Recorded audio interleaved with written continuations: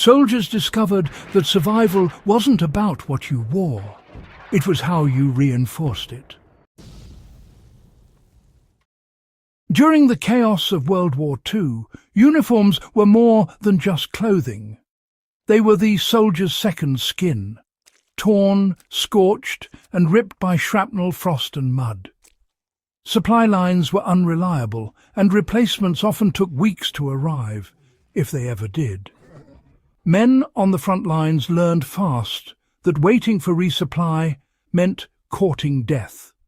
So, out of pure necessity, they developed one of the most ingenious field repair techniques of the entire war. A method of patching torn uniforms that didn't just restore them, but reinforced them, turning simple fabric into a form of improvised armour. This trick didn't come from official manuals. It was born from trenches, frozen fields, and battle-tested creativity. A uniform wasn't just sewn back together, it was layered, treated, and hardened in ways that could blunt a knife, deflect debris, and even resist light shrapnel.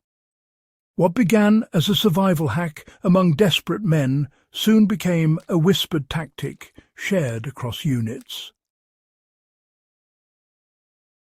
The secret lay in blending textile layering with hardened resins and fat treatments. Early in the war, both Axis and Allied troops found themselves facing a common problem.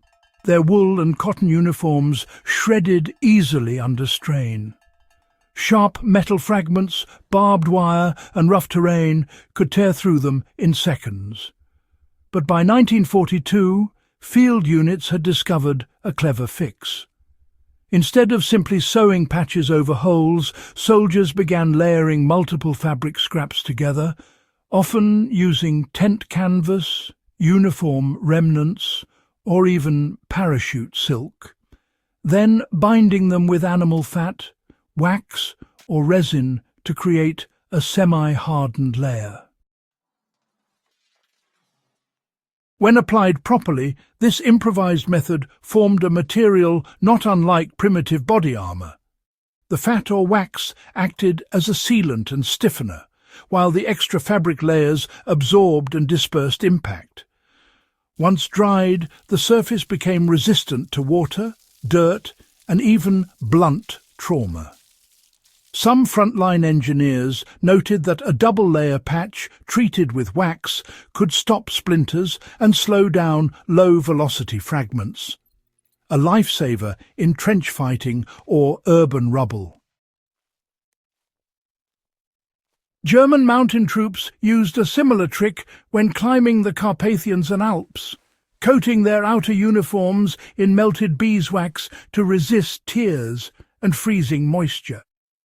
American paratroopers in Europe took the method further, using candle wax or grease to reinforce knees, elbows and chest panels. The idea spread through necessity, not command. A good field repair wasn't about strength alone. It was about flexibility and breathability. Soldiers quickly learned that over-hardening a uniform made it brittle and noisy, which was dangerous during patrols. The most effective technique used a three-step process: patch, seal, and cure. First, soldiers would clean the torn area with water or perhaps alcohol, just to remove any grime. They'd then layer a patch of canvas, or maybe thick wool under the tear, sometimes even overlapping 2 or 3 pieces for added density. Instead of using normal stitching, they employed cross-lacing, threaded diagonally, to distribute stress across the weave. The key, you see, was to pull the fabric taut without warping it. Next came the treatment. Melted wax, rendered animal fat or even pine resin was applied sparingly. It was brushed in to soak the fibres, but not saturate them, mind you. Once it cooled, it bound the fibres together, creating a semi-rigid texture quite similar to oilcloth. In colder climates, the coating was left a tad thicker to seal out moisture, while in tropical zones, a lighter coat was used for ventilation. Finally, there was the cure step, which involved body heat or fire. Soldiers would wear the uniform close to the skin or hold it near a heat source to let the material set evenly. When done right, the area became both durable and pliable, enough to bend yet strong enough to resist punctures. Modern reenactors and survivalists have tested this technique using contemporary materials and found that a cotton canvas treated with beeswax and resin can withstand knife scratches and small debris impacts. It's crude, yes, but it works. After the war, veterans took these lessons home. Many rural workers, loggers and explorers continued to use similar treatments on their outerwear. The waxed canvas jackets and oilcloth coats that became iconic in post-war decades directly descended from these wartime repairs. In fact, several early outdoor companies in the 1950s marketed combat-tested fabric coatings that traced their origins to frontline ingenuity.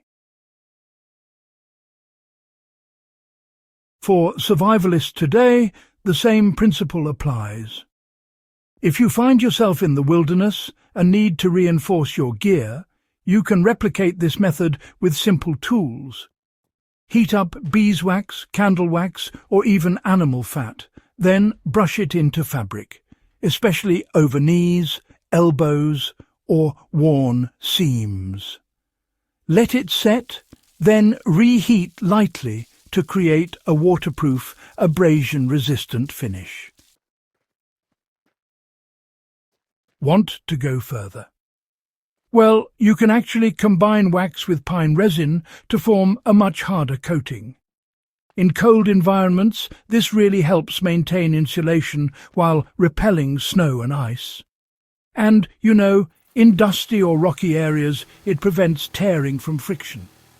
It's a wartime trick turned bushcraft essential. And honestly, it costs nothing but patience and resourcefulness. It's easy to romanticize tanks and rifles, but the reality is survival in war often depended on the small, unseen innovations. The field repair trick that turned torn uniforms into armor, well, it saved men from infection, exposure, and bleeding out from minor wounds that could have been prevented. Every reinforced patch meant one less weak point, one more night of endurance. Many surviving uniforms in museums today still show traces of waxy discoloration and uneven stitching. Proof of soldiers who, just refused to accept that torn fabric meant defeat. In many ways, these crude repairs really do symbolize the resilience and adaptability that defined the wartime generation. They didn't wait for solutions, they made them. Whether you're a reenactor preserving authenticity, a prepper building field gear, or simply a historian fascinated by ingenuity, this trick is worth mastering. It teaches the same core principle that kept soldiers alive. Adapt materials to your needs, not the other way around.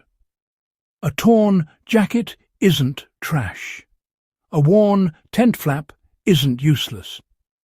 With wax fat and patience, you can turn weakness into armor.